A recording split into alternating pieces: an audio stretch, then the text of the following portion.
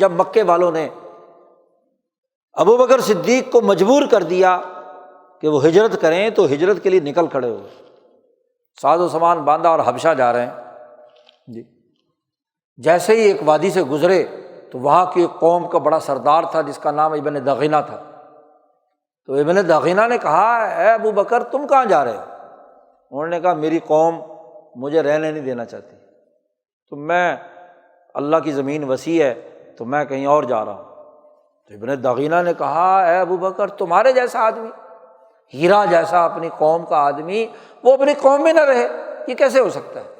چلو میں تمہاری قوم کے ساتھ کیا ہے معاہدہ کراتا ہوں، معاملہ طے کراتا ہوں۔ تو ابن دغینہ واپس لے آیا ابو بکر صدیق اور قریشیوں سے کہا کہ تمہیں غیرت اور شرم نہیں آتی؟ ایسا فرد کسی قوم کا ہو اس کو تم نکلنے پر مجبور کر رہے ہو، تو اس سے بڑی کوئی بات ہو سکتی ہے؟ تمہیں تو اپنے قوم کے ایسے لائق اور فائق فرد کو جو سخی بھی ہے، لوگوں کے کام بھی آتا ہے، انسانیت کی خدمت کا اتنا بڑا اس کا ریکارڈ ہے، تو اس کو کیا ہے تم نکال رہے ہو؟